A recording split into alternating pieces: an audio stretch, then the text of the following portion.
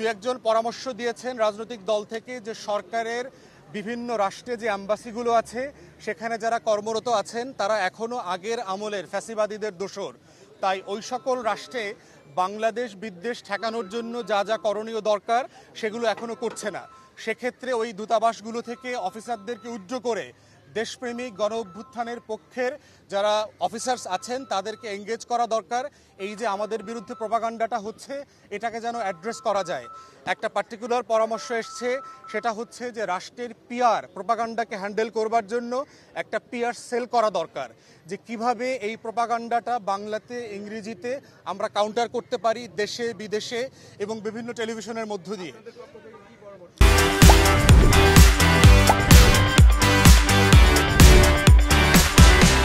প্রধান উপদেষ্টা ওনার ব্রিফিংয়ে বলেছেন যে বাংলাদেশ রাষ্ট্রে গণ অভ্যুত্থানের জায়গা থেকে আমরা সামনে এগোবার কথা ছিল, কিন্তু একটা মহল আমাদেরকে আবার গণ অভ্যুত্থানের আগের জায়গা সেই ফ্যাসিবাদী জায়গাতে ফিরিয়ে দিতে চায়, নিয়ে যেতে চায়।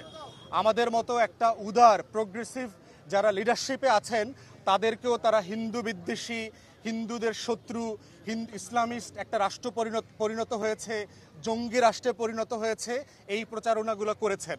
তো সেক্ষেত্রে প্রফেসর ইউনূস সকল রাজনৈতিক দলগুলোকে আহ্বান করেছেন, আপনারা পরামর্শ দেন সবাইকে সাথে নিয়ে আমরা কিভাবে এই সিচুয়েশনটাকে কাউন্টার করতে পারি।